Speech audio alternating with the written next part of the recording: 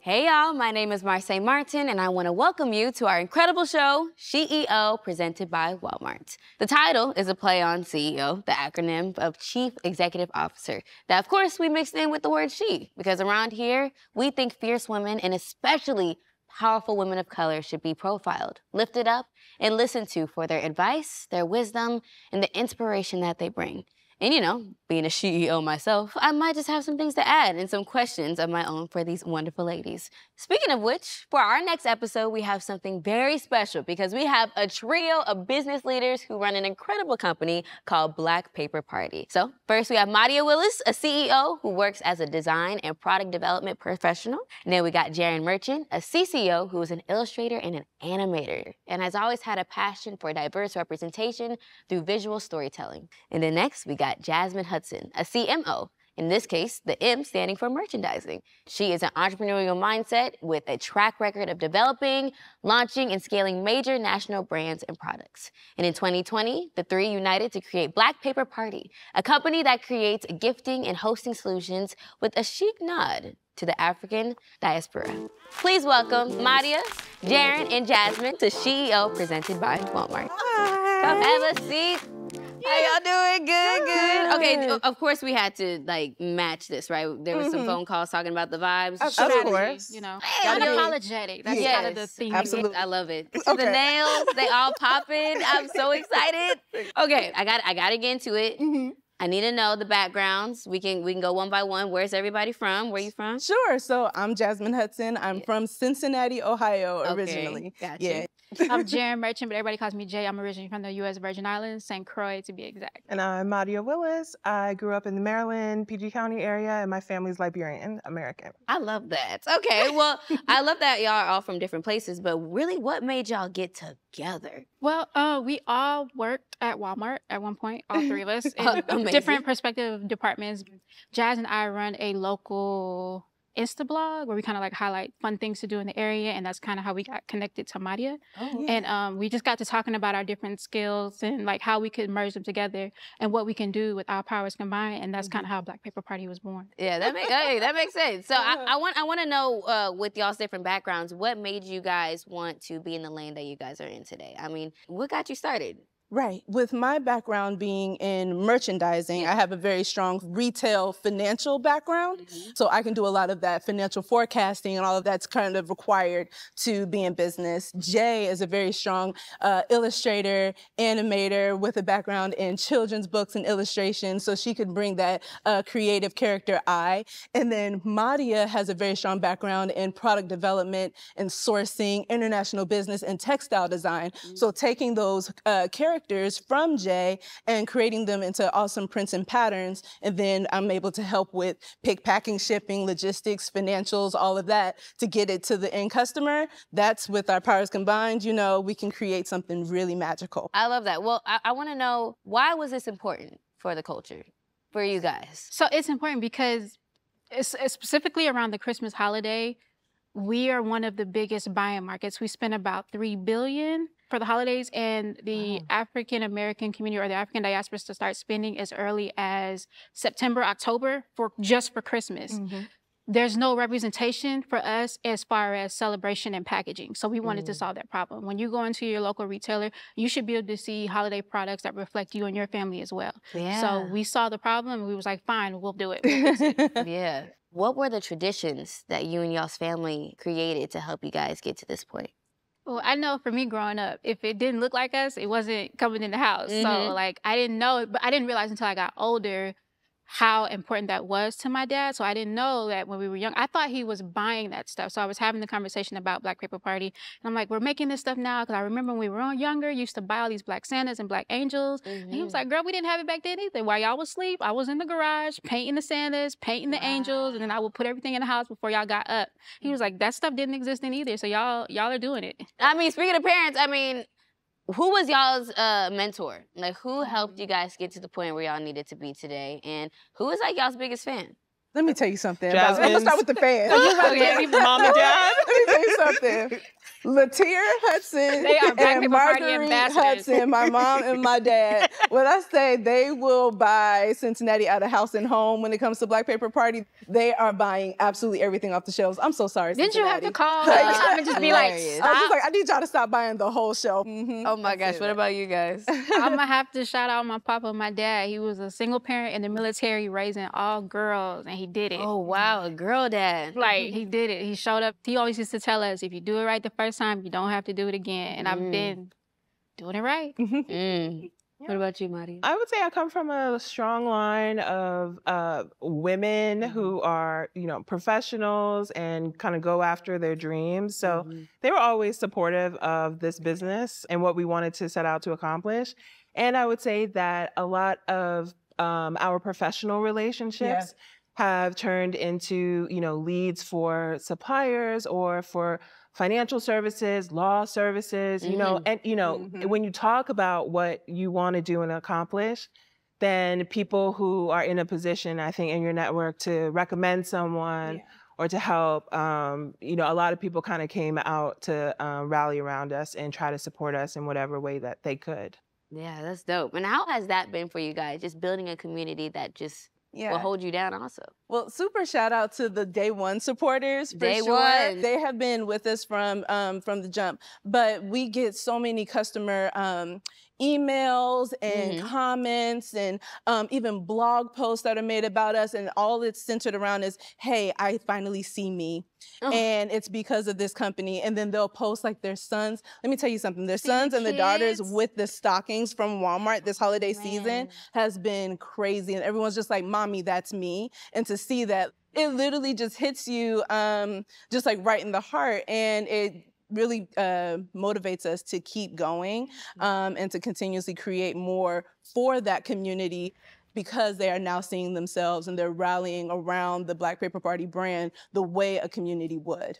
Yeah, and I mean, how did you guys get to the point where you wanted to center this African culture around y'all's brand? We honor the entire diaspora through African textiles, or if you notice that our kids and our little girls have Afro puffs, they have natural Afro puffs, or our boys have haircuts with a little part in the side, just kind of like we always stay on trend with what's going on in our community. So you'll see little bits and pieces of that throughout any collection that we release. Yeah, and Black is not a monolith, so you'll see all kinds of skin tones as well throughout the illustrations and the patterns. And I was just going to say, too, that Black culture is something that is important to all of us and has been like in our whole careers. So like Jay was known for creating really authentic and amazing characters that different companies would come to her specifically for. Jasmine and I actually connected at Walmart because we planned events and programming for African-American employees at Walmart. So it just kind of made sense when we were doing a business like that we would really hone in on that demographic.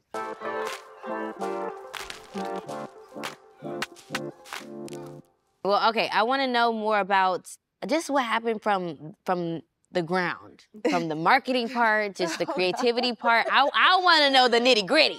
So one of the things we like to say is that we are still a startup. Yes. Right? But every day's a learning process. Right. Yes. When I say life is a journey, not a destination, like that is where we are right now. So when it was time to launch, we did pretty much everything we could, everything from influencer marketing. We had our friends build the website. Yeah. Then we actually had to purchase inventory and get it set up somewhere. So we were actually fulfilling out of our garage at one point. And then it turned into retailer, like Walmart became interested and saw what we were doing. So it turned into like the big leagues, and we had to get a big warehouse. We couldn't do Walmart out of our garage. You couldn't do that garage That no more. wasn't happening. The garage wasn't cutting it. Yeah, I got you. But just with the three of us, I mean, we've been on the boots on the ground from Jump Street for sure. Okay, then the challenges though, because y'all started in 2020.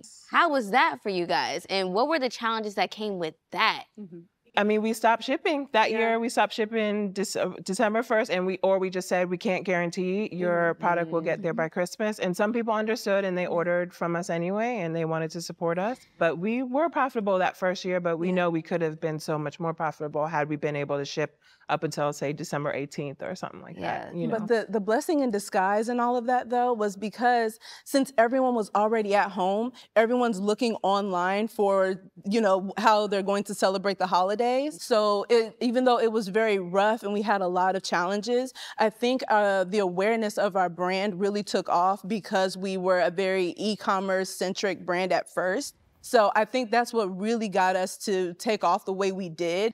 In some ways, it was like a lesson. In other ways, being able to be an e-commerce brand in a time when everyone was shopping at home was a blessing as well. That's amazing. What were the ups and downs for you guys, especially as Black women? So when we decided to scale up and try and start the manufacturing, we would have to send the character designs and Mighty's print and pattern designs overseas and, you know, get product mock-ups and things. And we would send the designs of the kid characters over, and I would send a variety of shades. And they would all come back very bright and light. And I would have to say, hey, guys, there's a color key. There's supposed to be these different shades. We literally had one manufacturer tell us, no, you don't want them this dark. You wanted them lighter. What? We were like, no.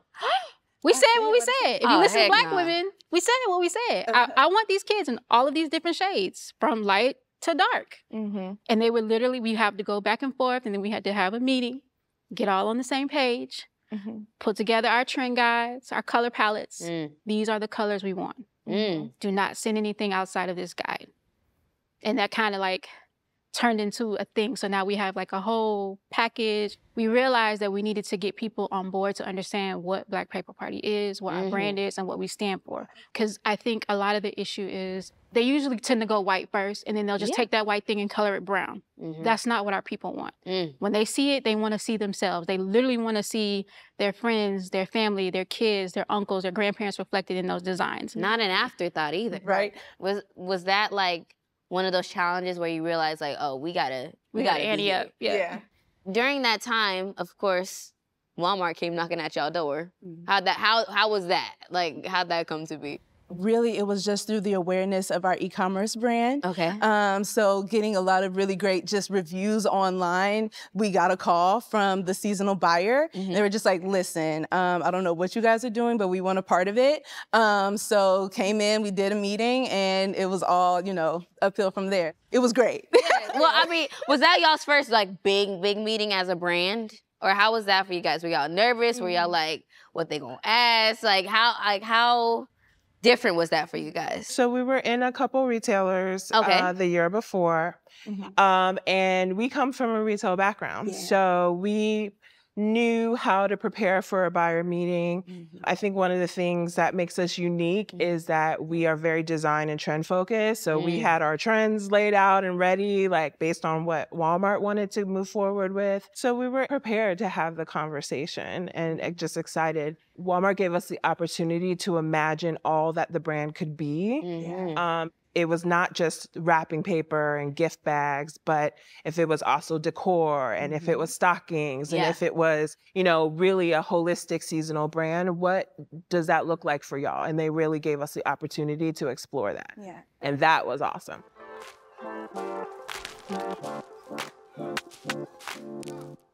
I want to know, what advice would you give to even like yourself from like a year ago, you know, because things have changed, things have been different.